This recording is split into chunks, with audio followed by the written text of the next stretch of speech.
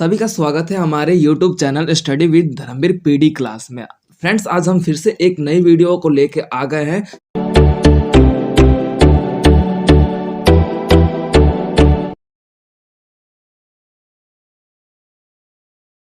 तो हम बात कर लेते हैं हमारे मोस्ट इंपोर्टेंट क्वेश्चन की, जो आपके फर्स्ट ईयर का जो ये कोड है बीपीएससी, जिसमें आपके मोस्ट इंपोर्टेंट क्वेश्चंस की बात कर रहे हैं कि बीपीएससी जो ये आज आपका थर्ड है, फर्स्ट ईयर का कोड है बीपीएससी 131। ठीक है, तो इसके मैंने मोस्ट इंपोर्टेंट क्वेश्चन जो आपके मतलब हमारे यूट्यूब चैनल पे अपलोड कर दिया था, उन्हीं क्वेश्चंस को आज हम एक्सप्लेनेशन के थ्रू पढ़ेंगे कि उन क्वेश्चन में पूछा क्या गया है, आंसर क्या है, उसके आंसर्स उत्तर जो लिखे जा रहे हैं वो किस तरीके से डेडिकेटेड करते हुए आंसर को पूछे जा रहे हैं। ठीक है, तो हम बात कर लेते हैं फर्स्ट क्वेश्चन की। तो फर्स्ट क्वेश्चन है हमारा, स्वतंत्रता संबंधित मार्क्स की समीक्षा की आलोचनात्मक विवेचना कीजिए या फिर विवेचन कीजिए। ठीक है, तो स्वतंत्रता संबंधित मार्क्सवादी समीक्षा। ठीक है, आपको देखा जाता है कि हर एक क्वेश्चन में, बता दूं कि हर एक क्वेश्चन में जो क्वेश्चन है उसको एनालिसिस, उसको समझना बेहद ही जरूरी है। स्वतंत्रता, आपको पता है, स्वतंत्रता संबंधित मार्क्स यानी कि कार्ल मार्क्स द्वारा जो दिया गया था मार्क्सवादी थ्योरी, उसके रूप में आपकी समीक्षा का मतलब होता है कि उसके रूप में बताना है। ठीक है, आलोचनात्मक विवेचना का मतलब होता है कि आलोचना करना, दूसरे चीज की मतलब बोलते हुए उसकी थोड़ी बुराइयां करना। ठीक है, तो वो आपका आलोचनात्मक विवेचना कहलाता है। डेफिनेशन या फिर एक्सप्लेनेशन करना। विवेचना का मतलब क्या है? एक्सप्लेनेशन करना। ठीक है, तो ये हमारा क्वेश्चन है कि स्वतंत्रता संबंधित मार्क्सवादी की जो थिंकिंग थी ना, उसकी हम बुराइयां करते हुए उस हमारे एक्सप्लेनेशन करना है। ठीक है, तो ये आपका क्वेश्चन है। ठीक है, तो हम बात कर लेते हैं मार्क्सवादी यानी कि स्वतंत्रता संबंधित जो मार्क्सवादी यानी कि जो मार्क्सिज्म था, मार्क्सिज्म थ्योरी जो था, जिससे हम ये देखते हैं कि हमारे जो फ्रीडम, जो हमारे स्वतंत्रता के रूप में हमें देखने को मिला, जिसके अकॉर्डिंग हम बात कर ली जाए तो हमारी स्वतंत्रता के रूप में जो मार्क्सवादी जो है वो बहुत ही इम्पोर्टेंट रोल निभाता है। ठीक है, और जो मार्क्सवादी है हमारे स्वतंत्रता में एक बात रखता है। जो मार्क्सवादी जो थ्योरी था या फिर मार्क्सवादी जो व्यवस्था था, वो हमें ये देखने को मिलता है कि इसमें सिंप्लीफाई में ये बात डेडिकेटेड है कि जो हमारा एनवायरनमेंट है, जो हमारा क्षेत्र है, वो हमारा दो वर्गों में विभाजित है। एक तरफ डेवलप्ड था और दूसरा अनडेवलप्ड था। जिसे हम बात करते हैं, एक एक तरफ कुलीन वर्ग था, दूसरी तरफ बिरजुआ समाज था। ठीक है, अब जो बिरजुआ समाज था वो किसानी या फिर छोटे मोटे कार्य करता था, लेकिन जो कुलीन वर्ग थे वो आपके जमींदार वगैरह देखे जाते थे। ठीक है, अब बात कर लेते हैं स्वतंत्रता संबंधित मार्क्सवादी आलोचना। देखो, स्वतंत्रता की प्राप्ति के लिए हमारे जो मार्क्सवादी आलोचना था वो महत्वपूर्ण समझा गया, क्योंकि जो कार्ल मार्क्स के द्वारा ये मार्क्सवादी विचारधारा को आगे बढ़ाया गया था कि इन्होंने बताया कि जो समाज है वो दो वर्गों में विभाजित है। एक तरफ आपका उच्च उच्च वर्ग है, दूसरा आपका निम्न वर्ग है। ठीक है, निम्न वर्ग में आपके जो छोटे मोटे कार्य करने वाले लोग हैं, छोटे मोटे तबके तबके के लोग हैं, जिससे आपका देखा जाता है कि उनके द्वारा ही छोटे छोटे कार्य किए जाते हैं, या फिर पशुपालन, या फिर जो जमींदार के घर है उनकी साफ सफाई करने का जो कार्य है उनके ऊपर ही रहता है। ठीक है, तो वो आपका देखने को मिलता है कि स्वतंत्रता के रूप में मार्क्सवादी की समीक्षा यहाँ पे की जाती है।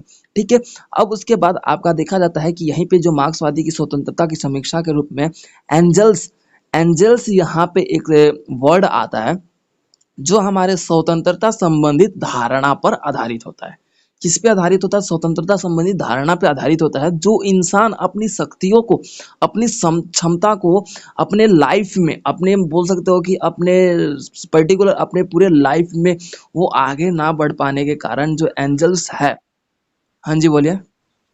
तो इसमें क्या हुआ कि मनुष्य के जो जीवन है, उसके जो बल है, उसको ध्यान में रखते हुए जातिवाद के रूप में यहाँ पे हमारे बोल सकते हो कि मार्क्सवादी विचारधारा के रूप में देखा गया। अब जो था, बहुत से निम्न वर्ग के लोग थे, उनकी क्षमता, उनकी जो कौशल अत्यधिक थी, विकसित लोगों से भी अत्यधिक थी, लेकिन फिर भी वो छोटी जाति होने के कारण उन्हें मतलब बोल सकते हो कि एक विकसित समाज के ऊपर उनको हावी नहीं होने दिया गया। तो ये जो मार्क्सवादी की समीक्षा है ना, कार्ल मार्क्स के द्वारा देखा गया कि मार्क्सिज्म दिया गया, जो हमारे पूंजीवाद समाज के रूप में अत्यधिक आगे बढ़ रहा था। जो कार्ल मार्क्स द्वारा ये दिया गया था ना, तो ये पूंजीवादी समाज का एक दौर था, जिसके अंतर्गत हम सिंपलीफाई द्वारा जो ये विचारधारा दिया गया कि जो एक तरफ पूंजीवाद को लेके बढ़ रहा था, पूंजीवाद उच्च वर्गों के लिए फायदेमंद हो रहा था, लेकिन जो निम्न वर्ग के लोग थे, जो निम्न क्षेत्र के जो लोग थे, जो आपका ब्रिजवा समाज था, उन ब्रिजवा समाज के लिए उनकी स्वतंत्रता होना और ना होने के बराबर था। तो इसलिए स्वतंत्रता संबंधित जो मार्क्सवादी जो समीक्षा है या फिर आलोचनात्मक विवेचना है, जिसमें हमने देखा कि एक वर्ग को स्वतंत्रता ना मिलते हुए भी वो स्वतंत्र है, लेकिन जो दूसरा वर्ग है स्वतंत्रता मिलने के बावजूद भी वो अस्वतंत्र है। क्यों? क्योंकि उस पर किसका आधिपत्य था? स्वतंत्रता या फिर बोल सकते हो कि विकसित समाज के लोगों का आधिपत्य था। वहां पे उच्च वर्ग के लोगों का समीक्षा था।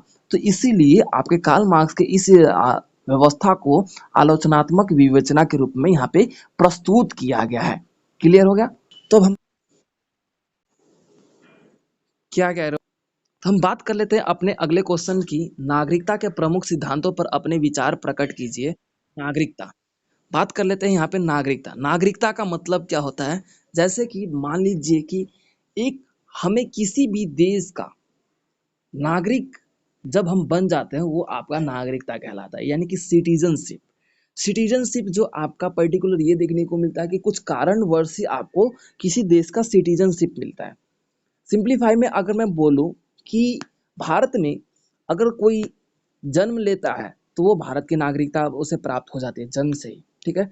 अगर कोई विदेशी लड़की भारत के पुरुष से यानी कि भारत के किसी आदमी से शादी कर लेती है, तो भी उसके बेबी होने के बाद वो भारत की नागरिकता उसे प्राप्त हो जाती है, और उस लड़की को भी शादी करने के बाद भी भारत की नागरिकता उसे प्राप्त हो जाती है। ठीक है, ये हमारे भारतीय संविधान में प्रावधान किया गया है, यानी कि लिखा गया है।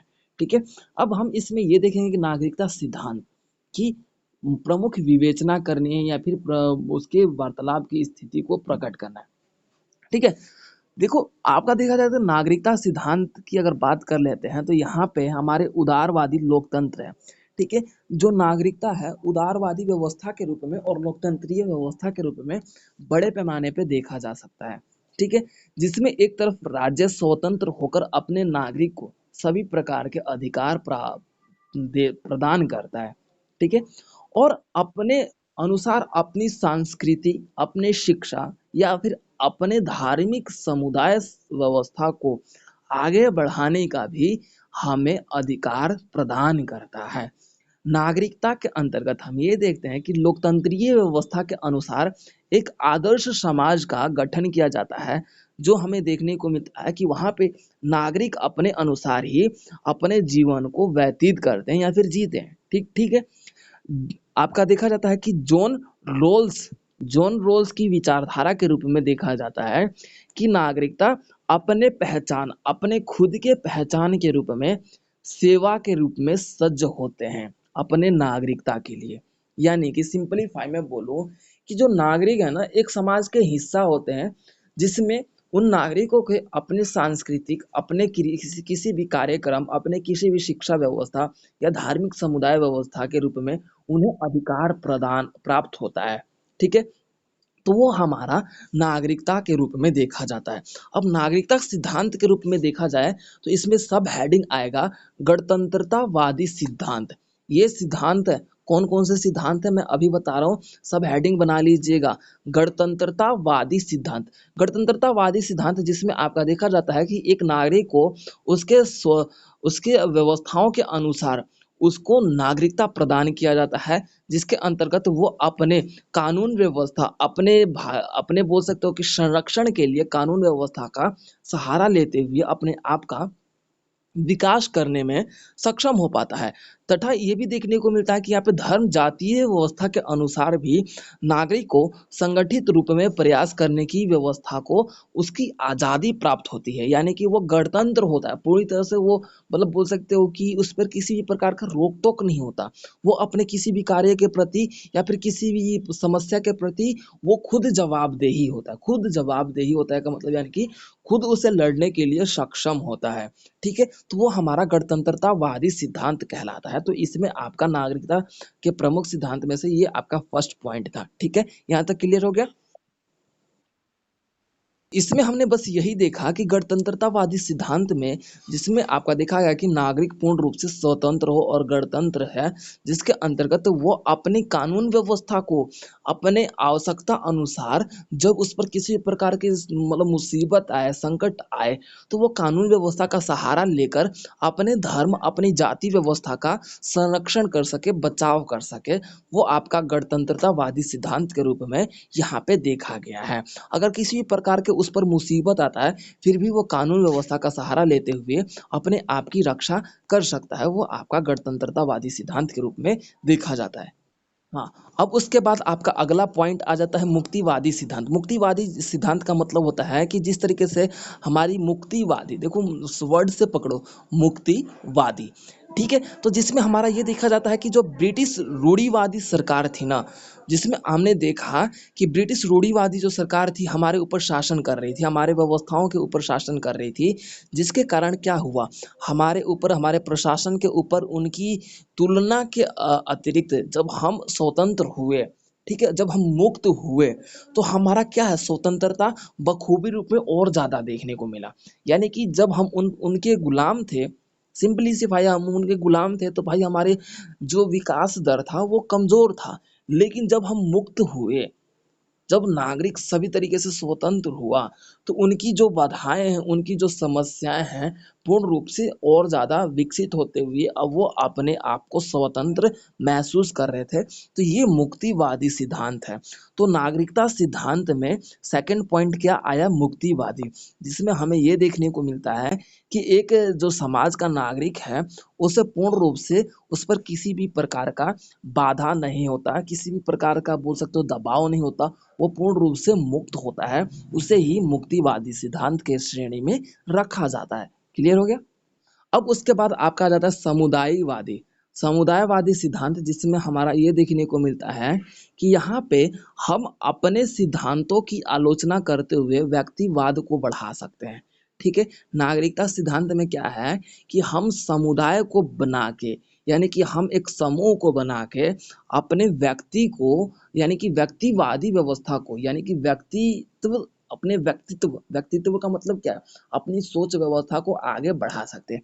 अब जैसे भारत के आप नागरिकता आपको प्रदान है, भारत की नागरिकता प्रदान है, ठीक है, तो और बच्चों को भी नागरिकता प्रदान है, तो वो क्या है, अपने समुदाय बनाकर वो अपने आप को विकसित कर सकते हैं। ये प्रावधान है ना, तो इसे ही बोला जाता है सामुदायिकवादी। ठीक है, सामुदायिकवादी सिद्धांत का मतलब ये है कि मनुष्य अपनी आवश्यकता अनुसार किसी भी नागरिक के साथ जुड़कर अपनी व्यवस्थाओं तथा अपने जो स्थिति है उसका विकास, अपनी संस्कृति, अपने धार्मिक व्यवस्था का विकास समुदाय के अनुसार करने में सक्षम हो पाता है। वही आपका सामुदायिकवादी सिद्धांत की श्रेणी में शामिल होता है। जिसके अंतर्गत हम ये देखते हैं कि नागरिकता सिद्धांत में ये जो सामुदायिकवादी सिद्धांत है, वो मनुष्य को अलग अलग समूह के रूप में स्थित करके, अलग अलग धर्म, जाति और अलग अलग भाषाओं के लोगों को स्थिर करके सभी को एक साथ लेके चलने का प्रावधान किया जाता है। क्लियर हो गया। तो इसमें आपका दो और सिद्धांत आ जाते हैं, मार्क्सवादी सिद्धांत, जो कि हम इसे एक्सप्लेन नहीं करेंगे क्योंकि काफ़ी हो चुका है इसके बारे में, और बहुलवादी सिद्धांत, जिसमें हम ये देखेंगे कि यहाँ पे अलग अलग छोटे निम्न वर्ग के लोग व्यवस्था तथा समुदाय व्यवस्था का जो इस समावेश होता है, जिसमें छोटे तबके एक दूसरे पर मतलब बोल सकते हो कि उनका विकास की स्थिति धीरे धीरे डगमगा जाती है। और मार्क्सवादी, जैसे कि आप लोग समझते ही हैं कि मार्क्सवादी अवधारणा जिसके अंतर्गत हमारे कम्युनिस्ट व्यवस्था का जन्म होता है, जो आपका पूंजीवाद के रूप में, और जो निम्न वर्ग को शोषण व्यवस्था के रूप में देखा गया, और दो वर्गों को विभाजित, यानी कि दो क्षेत्र को मतलब समाज के दो वर्गों में विभाजन कर दिया गया, एक तरफ कुलीन और दूसरा था आपका बुर्जुआ समाज। इस तरीके से आपका मार्क्सवादी सिद्धांत हमारे नागरिकता सिद्धांत के पॉइंट में ऐड होते हैं। तो ये था आपका जो क्वेश्चन, जो कि मोस्ट इंपॉर्टेंट क्वेश्चन है, आप इन्हें अच्छे से कर लीजिएगा। जो कि आपका क्वेश्चन था, नागरिकता के प्रमुख सिद्धांतों के पर अपने विचार लिखिए। ठीक है, क्लियर है। ओके, तो बात कर लेते हैं अब अगले क्वेश्चन की। जो आपका अगला क्वेश्चन मोस्ट इंपोर्टेंट क्वेश्चन है, लोकतंत्र से आप क्या समझते हैं तथा इसके प्रमुख व्यवस्थाओं की विवेचना कीजिए या फिर प्रमुख विशेषताओं का वर्णन कीजिए, कुछ भी इस तरीके से क्वेश्चन जरूर पूछेगा। ठीक है, तो ये आपका बताना है कि लोकतंत्र से आप क्या समझते हैं या फिर इसके पद्धतियों की अपेक्षा लोकतंत्र की क्या विशेषता है, आपका ये बताना है। ठीक है, तो ये आपका क्वेश्चन जरूर 100% पूछता है। ठीक है, तो हम बात कर लेते हैं इसके आंसर की। लोकतंत्र जो ऐसा शब्द है जहाँ पे लोक जवा में तंत्र, दो शब्दों को मिलकर एक शब्द का निर्माण किया जाता है। यानी कि लोक का मतलब है लोग और तंत्र का मतलब है शासन, यानी कि लोगों के द्वारा किया गया शासन, वो आपका लोकतंत्र कहलाता है। जिसके अंतर्गत अगर हम बात कर लेते हैं लोकतंत्र में, तो यहाँ पे देखा जाता है कि जो राजनीति होती है वो पर्टिकुलर लोगों के द्वारा या फिर लोगों के बीच से एक उम्मीदवार का चयन करके लोगों के लिए वो राजनीति या फिर बोल सकते हो कि राजनेता के रूप में चुना जाने की प्रावधान यहाँ पर देखा जाता है। अगर वो राजनेता किसी भी कारणवश अगर लोगों के हित के लिए कार्य नहीं करता, तो उसे बदलने का अधिकार भी यहाँ पे देखा जाता है कि लोगों के पास होता है। इसीलिए इस शासन व्यवस्था को लोकतंत्र कहा जाता है, यानी कि लोगों के द्वारा किया गया शासन वो आपका लोकतंत्र कहलाता है। क्लियर हो गया यहाँ तक सभी को? देखो, लोकतंत्र की बात कर लेते हैं तो इसकी विशेषता जिसमें हम आज देखने को मिलता है कि यहाँ पे जनता के हित के लिए कार्य होता है। यानी कि सब हेडिंग बना लीजिए, मैंने ये क्वेश्चन अपलोड भी कर रखा है, लोकतंत्र से रिलेटेड पूरा क्वेश्चन अपलोड कर रखा है, एक एक क्वेश्चन एक एक वर्ड। तो जो लोकतंत्र की सबसे प्रमुख विशेषता क्या है कि जनता के हित कार्य है। ठीक है, यानी कि जनता के हित के लिए कार्य किए जाते हैं। फर्स्ट पॉइंट है, लिख लीजिए जल्दी से फटाफट। अब उसके बाद सेकंड पॉइंट है यहाँ पे स्वतंत्रता का अधिपति। स्वतंत्रता का अधिपति यानी कि सभी लोगों को यहाँ पे स्वतंत्रता का रूप देखने को मिलता है। ठीक है,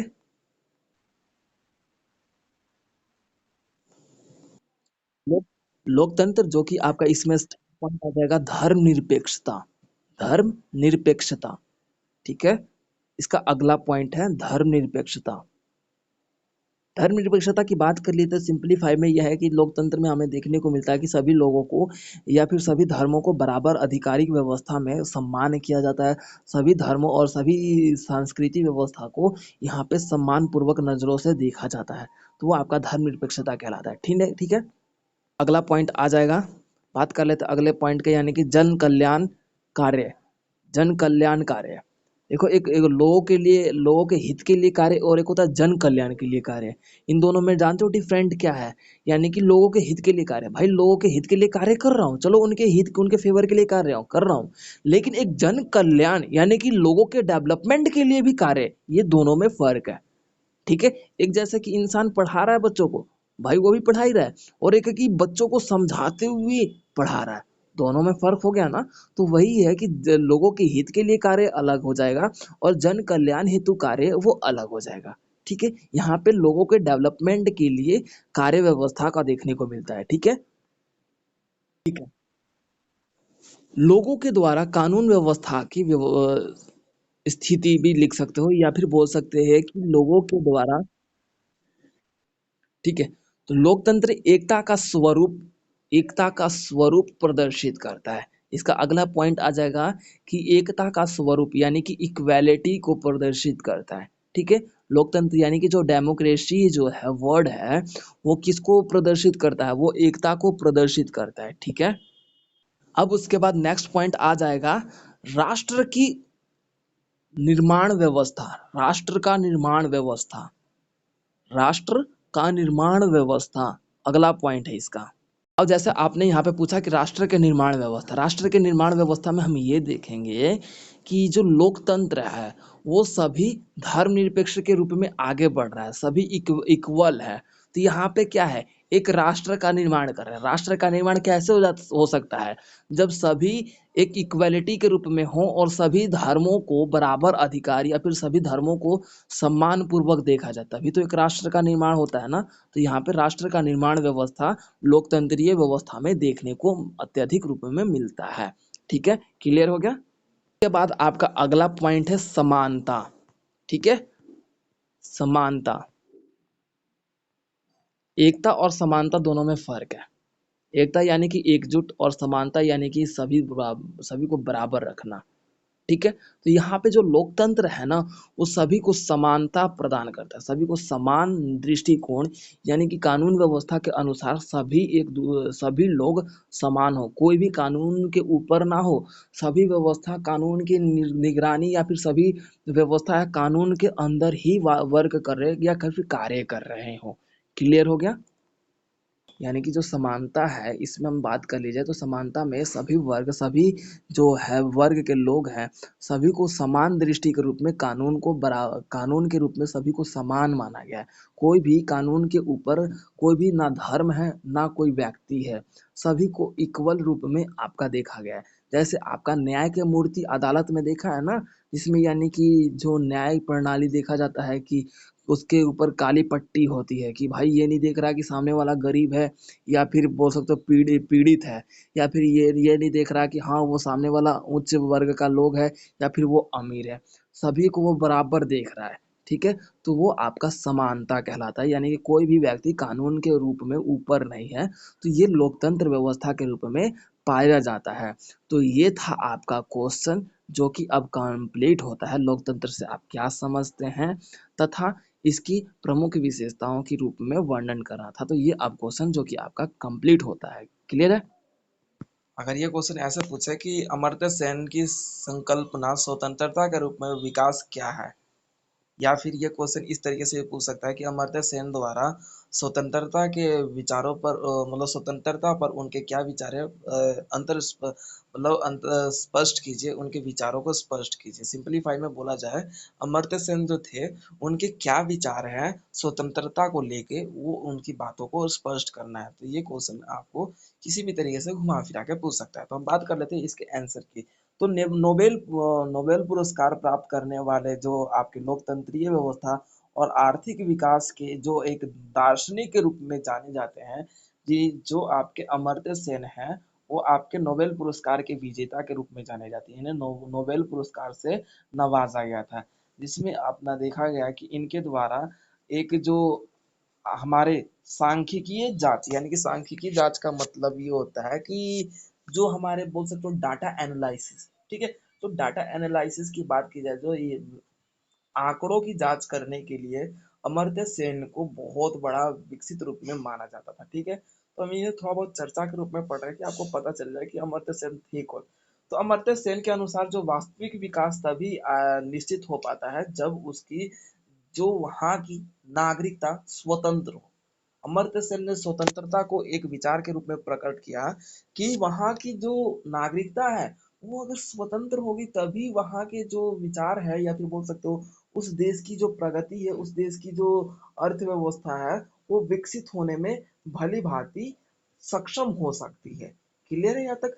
तो इन्होंने अमर्त्य सेन ने यही बात रखा कि अमर्त्य सेन कहते हैं कि पूर्वी एशिया के जितने भी देश है वो सफलता के रूप में आपके अलोकतांत्रिक व्यवस्था के रूप में नहीं है, जिसके कारण क्या होता है कि यहाँ पे खुला अंतर्राष्ट्रीय बाजार है। खुला अंतर्राष्ट्रीय बाजार होने के कारण ये क्या विकसित है। ठीक है? तो अमर्त्य सेन ने स्वतंत्रता को एक ऐसा जीता जागता उदाहरण बताया कि अगर स्वतंत्रता होगी तभी नागरिकों के द्वारा उसके समाज या फिर उसके देश, उसकी व्यवस्था को विकसित करने का जो स्थिर स्थिति है, वो देश का कल्याण हो पाएगा। तो अमर्त्य सेन द्वारा स्वतंत्रता को बताया गया कि नागरिक अगर स्वतंत्र होंगे तभी किसी देश का निश्चित रूप से विकास या फिर विकास हमें देखने को मिलेगा। तो ये बात उनके द्वारा कहा गया। ठीक है? उसके तत्पश्चात ये देखने को मिला कि अमर्त्य सेन ने ये बात भी रखा कि जो व्यवस्था है, अगर उन व्यवस्थाओं के अनुसार भी हम अपने सार्वजनिक संसाधन जो कि सभी का अधिकार है, ठीक है? तो उसके अनुसार भी हमारा जो विकसित है या फिर हमारी आर्थिक व्यवस्था का जो विकास है निश्चित रूप में आगे बढ़ पाएगा। ठीक है? और अमर्त्य सेन द्वारा ये बोला गया कि जो तानाशाही व्यवस्था है वो अगर स्वतंत्रता के रूप में ना हो तभी हमारा स्वतंत्रता कहलाएगा। अब जैसे कि मान लीजिए कि आपका नॉर्थ कोरिया का किम जोंग है। किम जोंग स्वतंत्रता दे रखा भाई, नाम बात का स्वतंत्रता की, वहां पे कुछ नहीं है भाई, कुछ भी नहीं है। ठीक है? तो स्वतंत्रता तभी कहलाएगा जो सभी वास्तविक रूप में सभी को आधिकारिक व्यवस्था प्रदान हो, जहाँ पे तानाशाही व्यवस्था ना हो, तानाशाही जो पूरा वहाँ पे राज ना कर रहा हो, वास्तविक रूप में वो स्वतंत्र तभी कहलाएगा।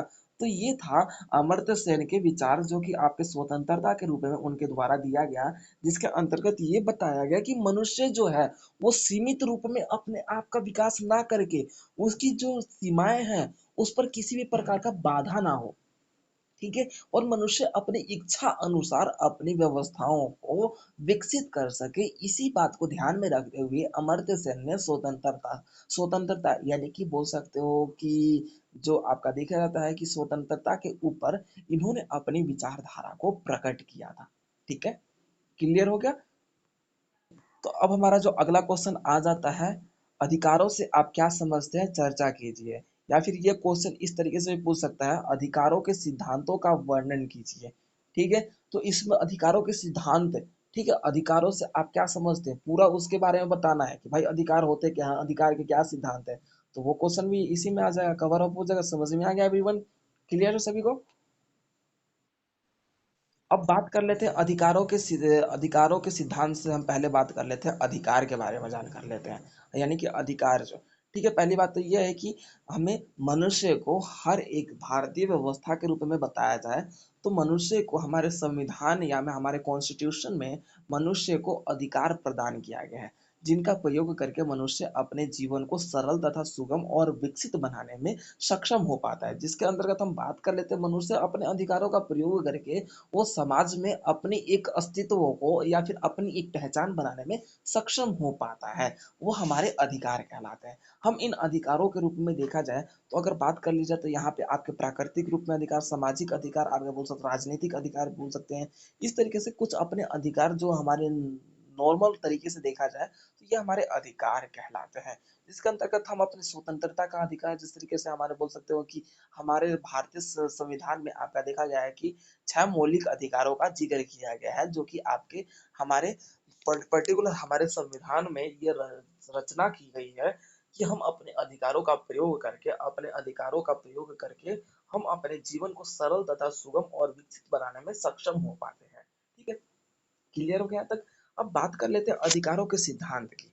ठीक है, तो आपका देखा जाएगा कि अधिकारों के सिद्धांत की बात कर लेते हैं तो अधिकारों की जो उत्पत्ति का अर्थ है, जो सामाजिक और जो प्राकृतिक रूप में सभी मनुष्य को ऐतिहासिक व्यवस्था के रूप में, जन कल्याण के रूप में और सामाजिक कल्याण व्यवस्था के रूप में सभी को अधिकार प्रदान किया गया है, जिसके अंतर्गत हम देखते हैं कि इन अधिकारों का प्रयोग करके ही हम अपने किसी भी कार्य को करने तथा समाज में अपने आप के विकसित करने में सक्षम हो पाते हैं, वो हमारे अधिकार की व्यवस्था में देखा जाता है। और अधिकारों का जो सिद्धांत है, महत्वपूर्ण रूप से हमारे सामाजिक से कल्याण सिद्धांत, ऐतिहासिक सिद्धांत और आपके आधिकारिक सिद्धांत इसमें देखने को मिलता है। ठीक है, तो ये जो हमारे अधिकार है, जो मनुष्य को एक बेहतर जिंदगी प्रदान करने का, यानी कि बेहतर जिंदगी या फिर जीवन देने का काम करता है, जिसके कारण इन अधिकारों का प्रयोग करके मनुष्य अपने आप को बेहतर तथा विकसित करने में सक्षम हो पाता है। क्लियर हो गया यहाँ तक? इसमें जो पहला सिद्धांत आ जाता है, जो आपके पॉइंट ऑफ व्यू से मोस्ट इम्पोर्टेंट जो सिद्धांत है, वो आपका देखने को मिलता है। पहला सिद्धांत प्राकृतिक अधिकारों का सिद्धांत। प्राकृतिक अधिकारों का सिद्धांत में जिसमें आपका थॉमस होब्स, जॉन लॉक और जे रूसो, तो नाम देखो क्या नाम है, थॉमस हॉब्स, जॉन लॉक, ये तो नाम है सबको पता ही है, ये तो सबको जानते ही हो। जे रूसो, ये क्या है, जो आपके बोल सकते हो कि पॉलिटिकल के दार्शनिक माने जाते हैं, ये पॉलिटिकल के राजनीति विद्वान माने जाते हैं। ठीक है, इनके अंतर्गत इन्होंने बताया कि जो प्राकृतिक अधिकारों का सिद्धांत है, जो प्राकृतिक रूप में मनुष्य को सभी सामंजस्य से एकता के रूप में प्रदर्शित करता है। सभी रूप से आपका देखा जाता है कि प्राकृतिक रूप में आपका देखने को मिलता है कि जो प्रकृति की जो देन है, उस पर सभी व्यवस्थाओं का, सभी लोगों का अपना एक आधिपत्य, सबका अपना अपना अधिकार है। ये नहीं कि भाई हम जैसे कि मान लें कि हम प्रकृति के क्षेत्र में चले गए, जंगल के क्षेत्र में चले गए, ठीक है, तो भाई आपका देखा जाता है कि हाँ, फल पर बस एक इंसान का नहीं अधिकार रहेगा, वो तो अलग बात है कि आपकी प्राइवेटी है, ठीक है, तो वो अलग बात है। लेकिन जो प्रकृति की जो देन है, जैसे कि आपका पानी हो गया, हवा हो गया, मिट्टी हो गया, ठीक है? तो इस तरीके से आप पर इस पर किसी का अधिकार तो नहीं है ना, सभी को बराबर मतलब प्रकृति ने बराबर अधिकार दे रखा है, ठीक है? तो ये प्राकृतिक अधिकारों के सिद्धांत के रूप में देखा जाता है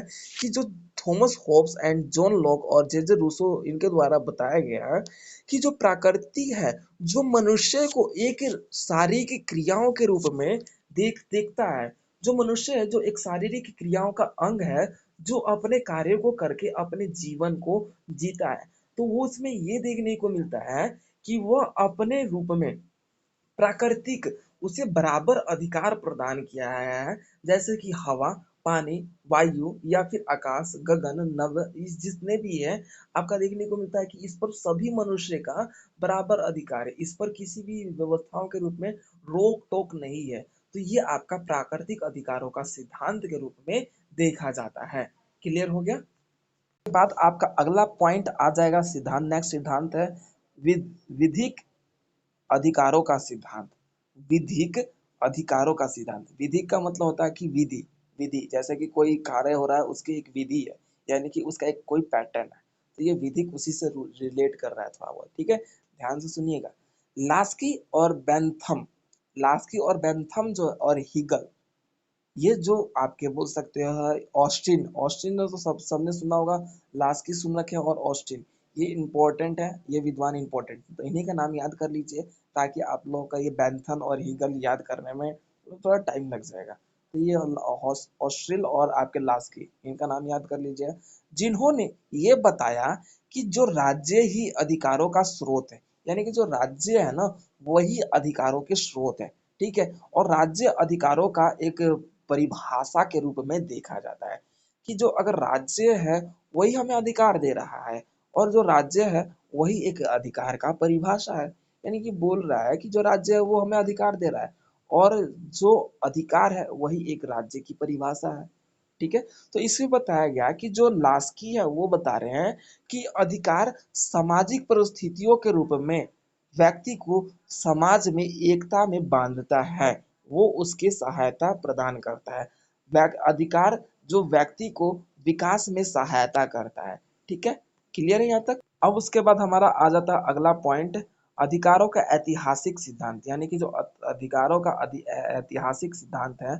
अधिकारों का ऐतिहासिक सिद्धांत में हमें ये देखने को मिलता है कि जिसके अनुसार जो राज्य की उत्पत्ति है वो ऐतिहासिक रूप में हुई है, जो अपने अधिकारों का जन्म लेकर रीति रिवाजों के अनुसार अपने रूढ़िवादी व्यवस्था को खत्म करके और धीरे धीरे स्वतंत्र हुए, जिसमें हमें देखने को मिला कि जो ऐतिहासिक रूप में जिस तरीके से हमारा भारत भी गुलाम रह चुका है, तो उसमें भी हमारे ऐतिहासिक रूप में क्या है भाई, अधिकारों की व्यवस्था देखने को मिल रही थी। अंग्रेजों देखो हमारे ऊपर, अंग्रेज, ब्रिटिश, यूरोपीय और डच और जितने भी यूनान या फिर मुगल व्यवस्था, सब जितने भी हमारे देश में आए हैं, ठीक है?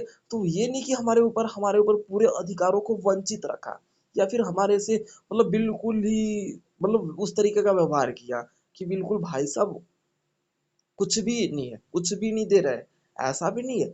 हमारे इन लोगों के द्वारा बताया जाए तो कुछ बहुत अच्छे कार्य भी किए गए, ठीक है? तो ये आपके ऐतिहासिक अधिकारों के सिद्धांत के रूप में देखा गया कि जो इतिहास में जो हमारी व्यवस्था रही है, जिस तरीके से हमारी स्वतंत्रता रही है, हमारे अधिकार रहे हैं, तो जिसके अंतर्गत जिसके द्वारा हमारे अधिकारों का स्थिति प्रदान किया गया था या फिर भूमिका प्रदान किया गया था, जो हमारे ऐतिहासिक रूप में देखा जाता है। तो अधिकारों का फिर अगला पॉइंट आ जाता है, अधिकारों का समाज कल्याण सिद्धांत। ये आपका अगला पॉइंट है, अधिकारों का समाज कल्याण सिद्धांत, यानी कि जो अधिकारों का जो सिद्धांत है उसका जो समाज कल्याण सिद्धांत को भी आपका देखने को मिलता है। तो इसमें बताया गया है कि जो अधिकार है वो महत्वपूर्ण रूप से समाज कल्याण के हित के लिए बहुत मायने रखता है, बहुत ही इम्पोर्टेंट रोल एक्सप्लेन करता है, जिसमें हम क्या करते हैं, राजनीति तौर पर सामाजिक कल्याण हेतु तथा राजनीति व्यवस्था के अनुसार हम सभी को, जो आपका देखा जाता है कि समाज में सभी को हम अधिकार दे रहते हैं, तो सामाजिक कल्याण व्यवस्था द्वारा विचारधारा की जो मार्क्सिज्म था, ठीक है? तो इन जो मार्क्सिज्म जो रहा है वो समाज को पूंजीवाद की तरफ ज्यादा अग्रसर कर रहा था, अग्रसर यानी कि ढकेल रहा था, यानी धक्का दे रहा था। तो ये जो व्यवस्था था, इसमें हमारी जो निम्न वर्ग के लोग थे उनके लिए बहुत घातक सिद्ध हुआ था, जो सभी मतलब विश्व के सभी क्षेत्रों में देखा जाए जो मार्क्सवादी व्यवस्था रहा या फिर राज्य रहा, वो निम्न वर्ग के लोगों के लिए बहुत ही घातक सिद्ध हुआ। जो उच्च जाति के लोग थे उनके लिए तो ये फायदेमंद के रूप में रहा है ही, लेकिन जो आपका देखा जाता जो गरीब लोग थे, जो निम्न तबका के लोग थे, उनके लिए ये बेहद ही घातक सिद्ध रहा है। तो राज्य का जो मार्क्सवादी सिद्धांत है, जो समाज को खंडन यानी कि समाज को विभाजन करने का एक महत्वपूर्ण व्यवस्था देखा जाता है, जिसके अंतर्गत वो एक आपका देखा जाता है कि यहाँ पे सर्वहारा समाज, जिसे देखने को मिलता है कि सर्वहारा से समाज के रूप में यहाँ पे व्यवस्था रूप में विभाजित करता है, और एक बोल सकते हो कि पीड़ित समाज के रूप में, ठीक है, वो आपका यहाँ पे मार्क्सवादी विचारधारा प्रस्तुत करता है कि एक तरफ सर्वहारा, सर्वहारा जिसके अंतर्गत हम देखेंगे यहाँ पे जैसे कि बोल सकते हैं कुलीन वर्ग, और आपका देख देख सकते हैं कि ब्रिजवा समाज के रूप में, जिसे हम बोल सकते हो कि पीड़ित समाज। पीड़ित समाज वह समाज था जिस पर अत्याचार हो रहे थे, जिस पर बोल सकते हो कि दुख व्यवस्था या फिर बोल सकते हो शोषण व्यवस्था हो रहा था, तो वो आपका पीड़ित समाज था। तो ये जो मार्क्सवादी सिद्धांत था ना, वो राज्य को दो समाज को दो वर्गों में खंडन या फिर विभाजन या फिर बांटने का काम कर रहा था, जिसके कारण क्या हुआ, जो परंपरागत तरीके से देखा गया कि कार्ल मार्क्स का भी यहाँ पे धीरे धीरे विद्रोह किया गया था।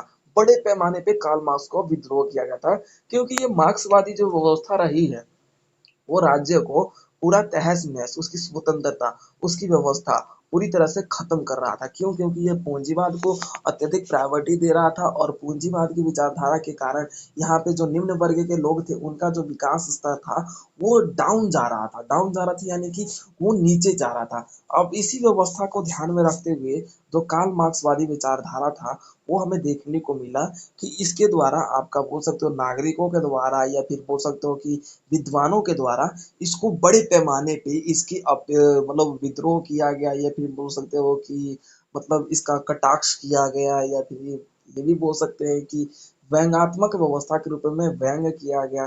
ठीक है, तो ये आपका देखने को मिलता है कि राज्य का जो मार्क्सवादी सिद्धांत है, जो राज्य को दो व्यवस्थाओं में खंडन करने का प्रयास था, कि एक तरफ आपका बोल सकते हो सर्वहारा समाज था, दूसरा आपका पीड़ित समाज था, जिसमें आपका देखने को मिलता है कि पूंजीवादी व्यवस्था जो यहाँ पर कुलीन वर्ग के लोगों के रूप में यहाँ पे विकसित होता है, और जो मार्क्स का जो दृष्टिकोण रहा है, वो आपका देखने को मिलता है कि दो दृष्टिकोण के रूप में यहाँ पे देखने को मिला, कि एक तरफ स्वतंत्रता के रूप में एक तरफ जो व्यवस्था रहा है, वो बहुत ज्यादा विकसित रहा है, यानी कि स्वतंत्रता के रूप में जो स्थिति रही है ना, वो विकसित रहा है।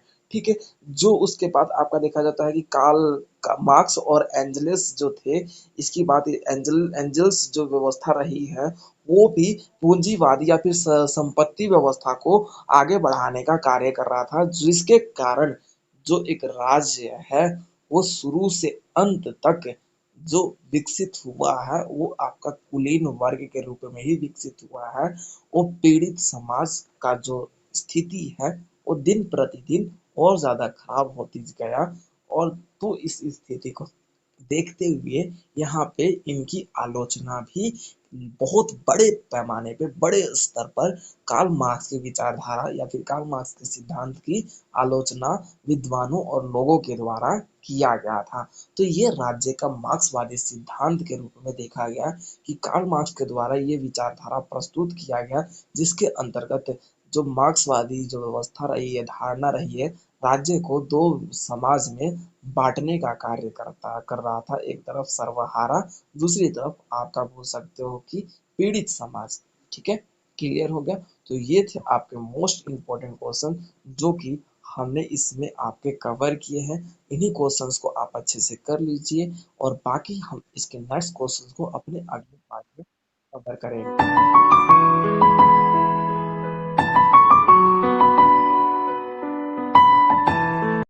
तो वीडियो को like, comment, share and subscribe करना ना भूलें।